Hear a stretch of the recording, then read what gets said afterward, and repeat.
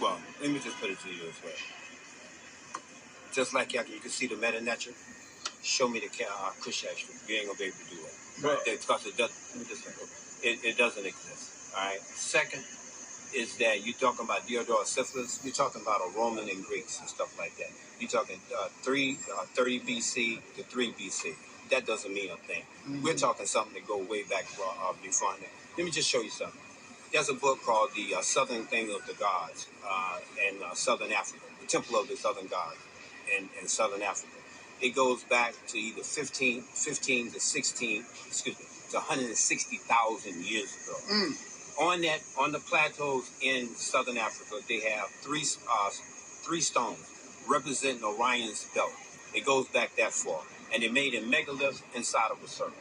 Then you come up to Nataplaya, which is in which is in Nubia at that time, right? You see the same thing. This circle with 3 stars representing Orion, what they called Orion belt. Right. Back in what's the name they called the Sahu. You see that come up on the Giza Plateau, the same thing. I wish I had my books I can actually show you. See, what I'm telling you is that I can show and prove. I'm not giving you a lip service. I'm not trying to tell you something that's not there. You can go see it there. Kushite writing, you cannot go see it there in Ethiopia and Tanzania. You ain't going to see it there. What you can see is a writing called the Medu Neter. The Medu Neter cannot be understood through... See, first of all, we got language systems messed up.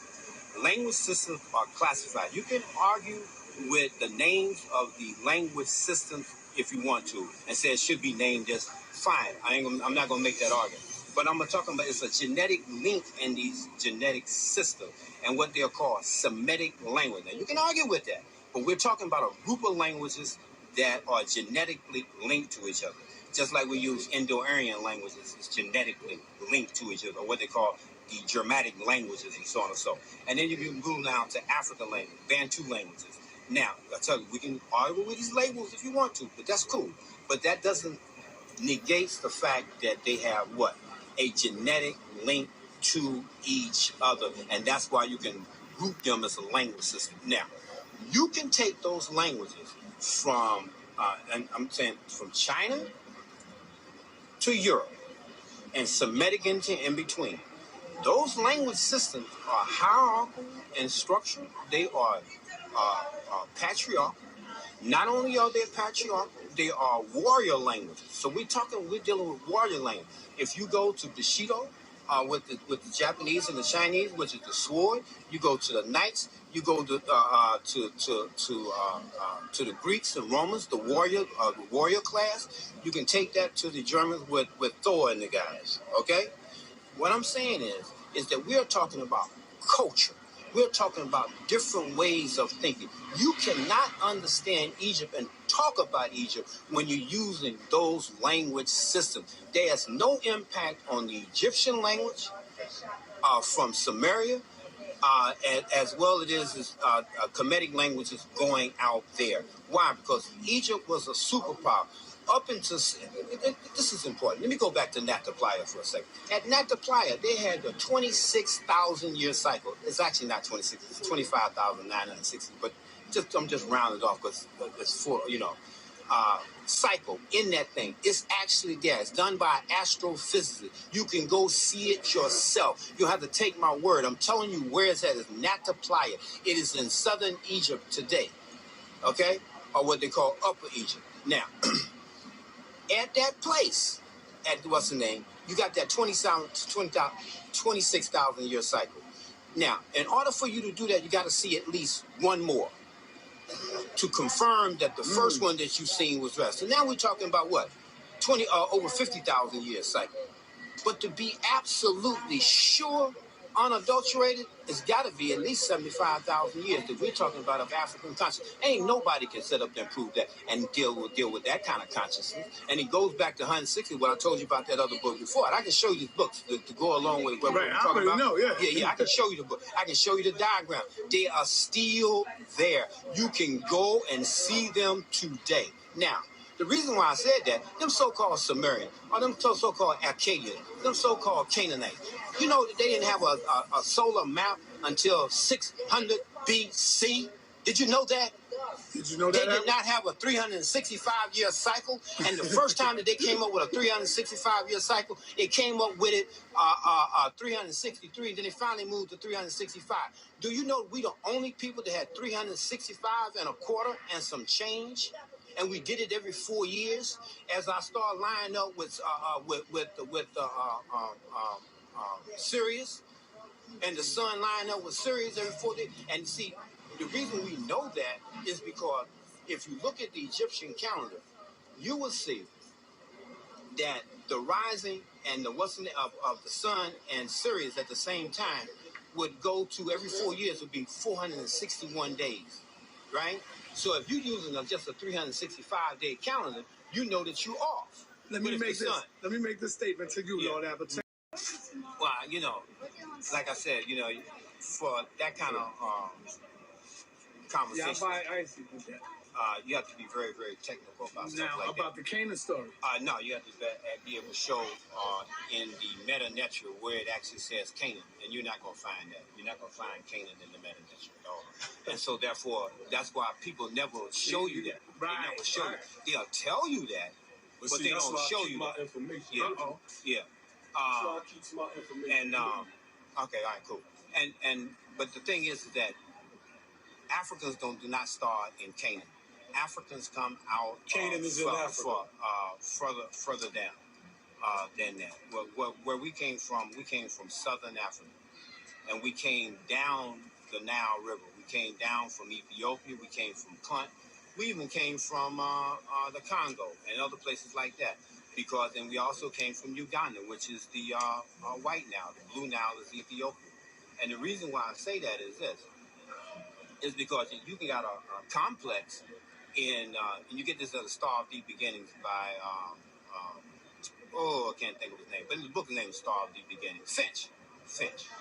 Charles Finch? Charles Finch. Okay. All right, you'll see that in that thing for Finch, that you will be able to see that from the Katanga province, you got a group of people that comes out of there, comes across the Congo, goes up into Tanzania, Kenya, Ethiopia, and comes out, and they go out into what today people call modern day Israel.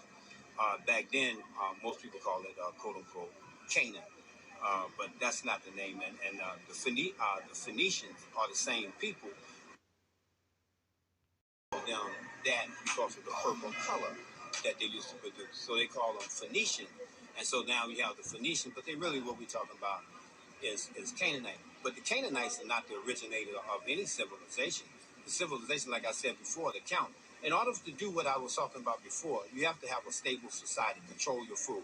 You have to have mathematics. You have to be able to triangulate geometry. So you have to have all these sciences already up under your belt in order for you to make these megaliths and have these circles that's going down with the three things. And if you can look at this, right, you got three things right here, one by side, and the one is off, right? And so you see that and I'm sorry, yeah, like this. You have three together. Well, I can't do it with my finger, but anyway, you have three together, and one on the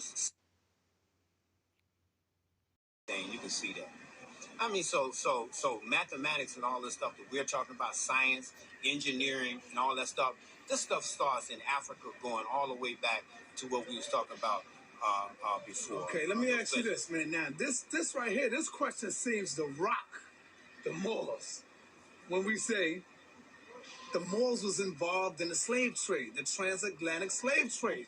How much truth does that hold? Oh, that's actually very true. They actually made a treaty.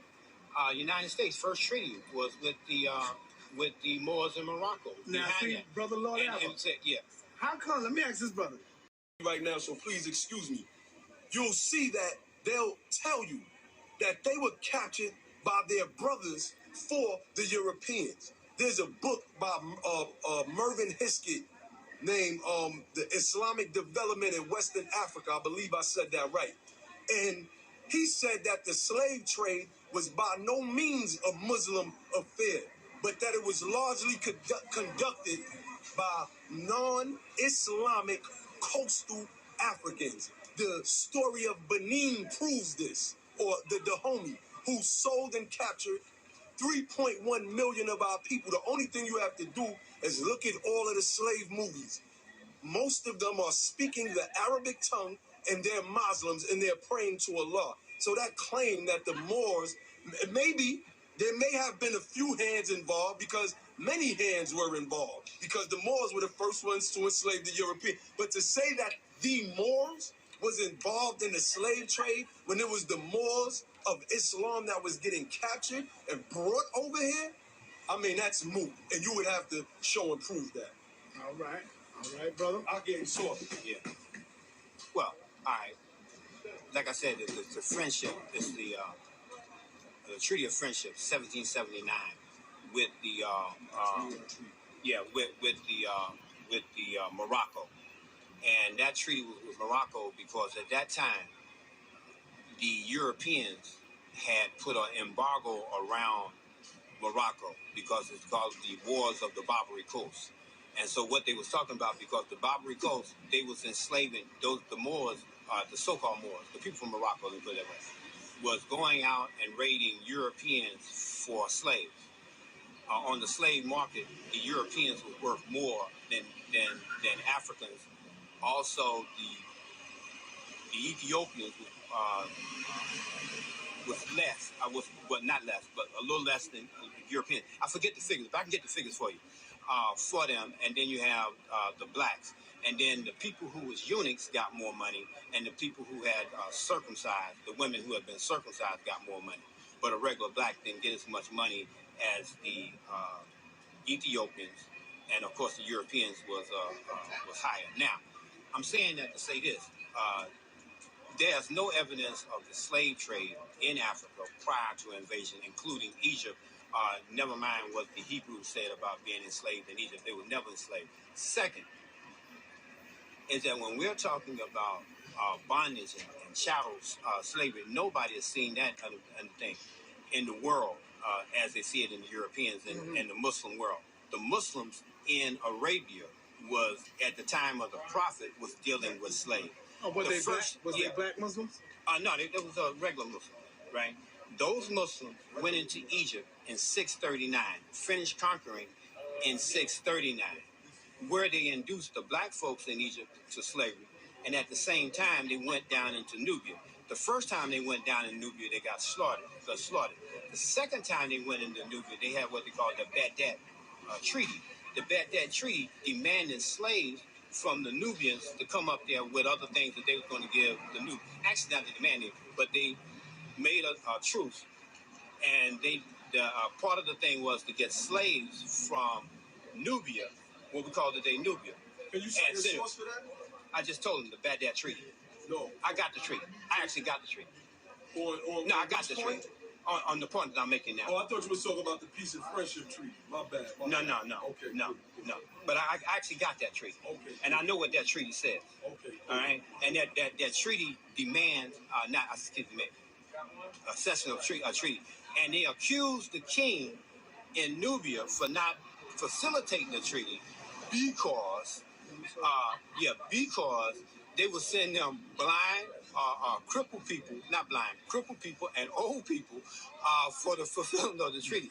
And the people who would escape and go down into Nubia, right, that was enslaved in Egypt. Yeah, that was enslaved in Egypt, right?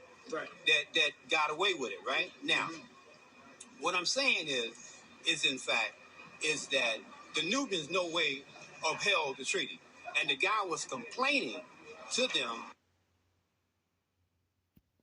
Well, Africans don't have a word for slavery.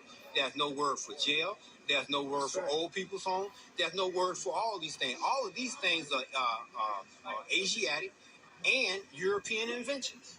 All right, Brother Abba. Yeah. You have some information you want to show us? Yes. This is